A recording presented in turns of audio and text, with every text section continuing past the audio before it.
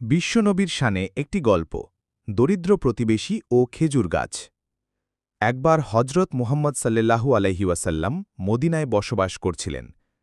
তার একজন ইহুদি প্রতিবেশী ছিল, যার বাড়ির উঠানে একটি খেজুর গাছ ছিল।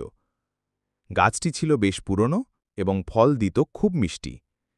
সেই খেজুরের কিছু ডাল ঝুঁকেছিল বিশ্বনবী সাল্লাল্লাহু আলাইহি ওয়াসাল্লামের বাড়ির দিকে।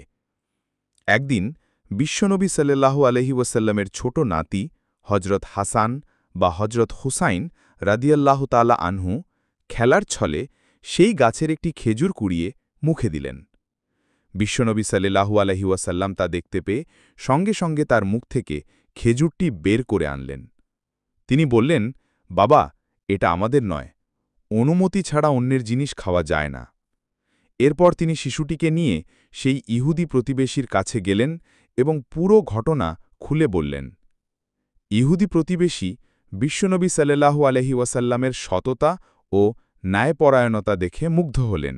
তিনি বললেন, ইয়া রাসূলুল্লাহ সাল্লাল্লাহু আলাইহি ওয়াসাল্লাম, এই খেজুর গাছটি আপনারই জন্যে। এর ফল আপনি এবং আপনার পরিবার নির্দ্বিধায় গ্রহণ করতে পারেন। বিশ্বনবী সাল্লাল্লাহু আলাইহি ওয়াসাল্লাম এতে অত্যন্ত আনন্দিত হলেন এবং প্রতিবেশীর উদারতার প্রশংসা করলেন। এরপর তিনি সেই খেজুর গাছ থেকে ফল নিয়ে নিজের পরিবার এবং অন্যান্য দরিদ্রদের মধ্যে বিতরণ করলেন। এই ঘটনাটি বিশ্বনবী সাল্লাল্লাহু আলাইহি ওয়াসাল্লামের দুটি মহান দিক তুলে ধরে: সততা ও আমানতদারি এবং প্রতিবেশীর প্রতি সম্মান ও সহনশীলতা।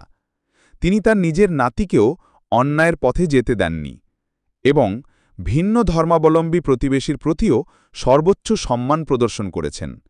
এই ঘটনা আজও আমাদের প্রতিবেশী সুলভ সম্পর্ক এবং সততার গুরুত্বের কথা স্মরণ করিয়ে দেয়। আমাদের আটুরিয়া টিভি চ্যানেলটি সাবস্ক্রাইব করুন এবং 2025 সালে নতুন নতুন ওয়াজ ও গজল পেতে আমাদের সাথেই থাকুন ও ভিডিওটি ভালো লাগলে বন্ধুদের মাঝে শেয়ার করুন।